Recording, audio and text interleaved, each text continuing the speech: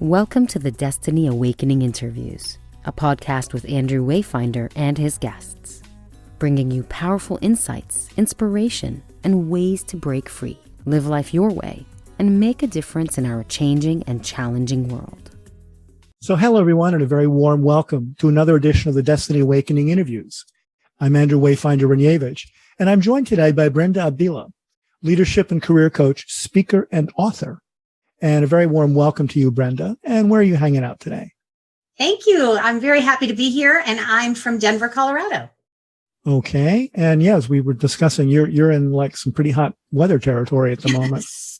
And it went from really cold to really rainy to really hot. Those are three things that usually don't happen so severely. Yeah. Well, glad you're on the show, and let's get on to the work you've done and your book. So Brenda's the author of Outsmarting Crazy Town, an Amazon bestseller in the career category in 2020. And as a PCC executive coach, she works with leaders who need more effective ways to engage with their teams, and also with high-level professionals who are considering some sort of a career change. More than 90% of her clients get promoted, land a new job role, or address a core leadership issue within a year of working with her. And the other 10% just take a little bit longer. So thank you, Brenda, for your time today. And the title we're looking at is Outsmarting Crazy Town, the title of your book. And Brenda's going to unpack that idea for us by answering 6 questions. So the first question, Brenda, who is your ideal client or reader? And what's the transformation you help them achieve? Well, so the book is written in a parable form. One of the things I discovered, and maybe you've noticed this too in your practice, is that super busy, high-level professionals do not have as much time to read professional development material, even though I mail them books and send them Audible, and they just don't always have time. So Outsmarting Crazy Town is about a 41-year-old, burned out, kind of mid-career crisis guy, a regular, really nice guy with a family. And you can read it in 3 hours. So that was a really important thing, because I think that reading and professional development can impact our stress.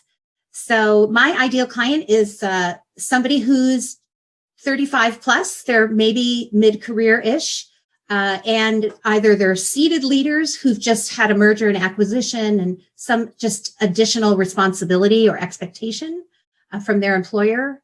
And the others hire me privately because they are kind of in a existential crisis about life, about work. So I help them navigate those decisions. Okay. So question number 2 then, what's the, if we think of like the Pareto principle, what's the 80% of, what's the problem that 80% of them are facing that has, the big juicy result or issue? Well, they come for strategy. Right? Either they want career search strategy or they want leadership strategy. But what they need first is to address their burnout and overwhelm. I'm not a burnout coach. I am a career and leadership coach, but you can't really get to the strategy until you deal with the burnout. And it was true before COVID. And I think 100 times more true now. It's just that state of what I call being triggered, right? That you can't really make good decisions when you are fatigued and apathetic and angry. Maybe you have some career baggage, which is one of the things I help my clients deal with. And then kind of the sky opens up as far as possibilities and options, both for your leadership or your career. Yeah. Okay. So that ties very nicely into question number 3. What's the number one insight you would share with somebody in that position to help them, right away? Well, the reason I titled the book Crazy Town is I needed a term for myself. As you know, our work is very confidential, so I couldn't go to my family and say, you won't believe what I heard today, right? I needed a container in my brain to deal with how crazy the corporate world is globally, politics and just all sorts of stuff that our parents never, ever had to deal with. And so there are 4 ways or 4 buckets that I help my clients deal with Crazy Town, because just changing jobs is not always going to work, right? You might find some other form of Crazy Town. So the first thing we do is deal with stress. I call it deal with stress like a boss, right? To really give some time and attention to your stress level. And you need to be more ninja about it. It's not just one workout a day. You're going to need to do more than that. The second is to figure out your career superpower so that you can understand your strengths. I'm not big on the whole, what are you passionate about? I'm big on your superpower. What is it that you bring to the table every single role? And how do you want to look at that and talk about it? The third is finding your blind spot, which we all have one. I mean, I don't, but I know other people have a huge blind spot. So we work on that. And that's usually a surprising element. And then ultimately to activate their network. If you have your head down for 10 years, you're not learning, you're not developing, and you're not connecting, even with a small network, then you feel more trapped and beholden to where you are.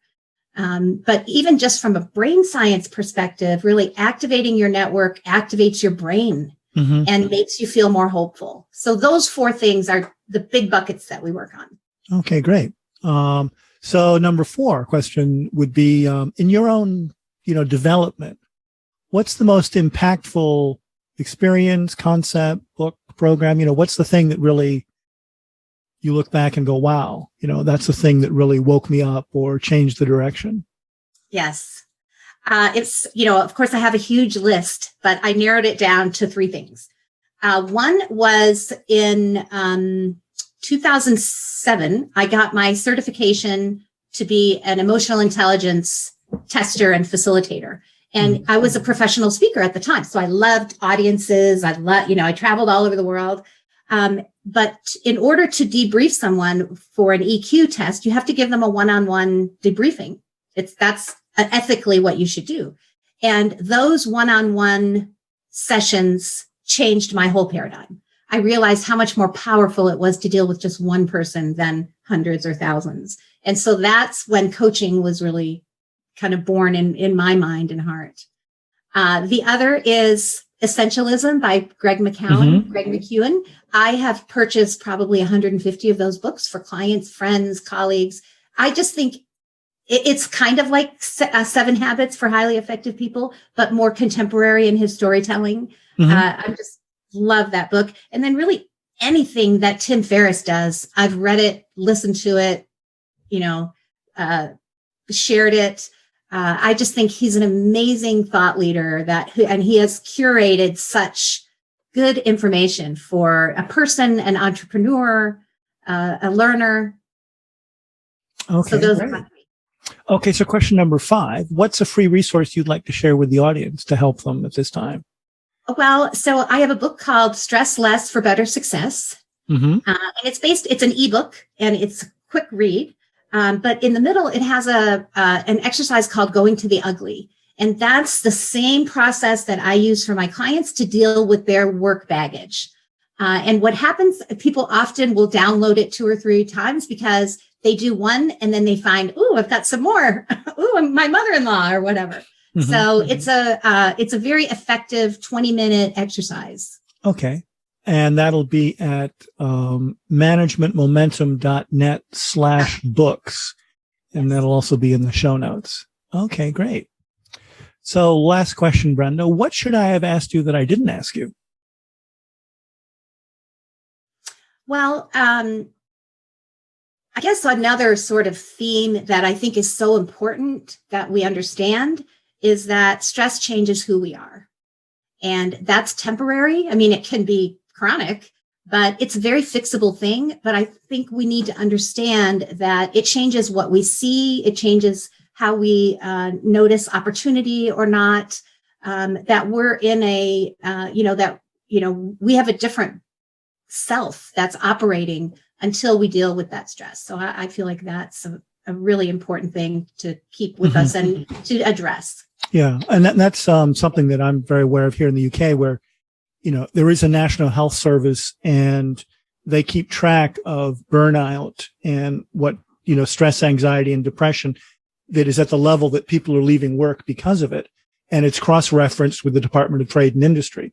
So these figures are before COVID, but executives and professionals are anywhere between 1.5 to 3.5 times more likely to be pushed out of work by stress, anxiety, and depression.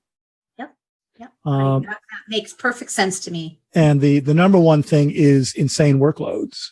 Mm-hmm. Then it's communication, it's conflict and communication problems in the workplace. Then it's bullying. Mm-hmm. And then it's sort of management chaos, turmoil up top with buying and selling and mergers and, yep. So. Yes. Well, that aligns with my research. And I just want to say that I love what you do, that you highlight other people, that you work so closely with your women clients. And I appreciate what you're doing. Well, thank you. Yeah, it's been an interesting journey.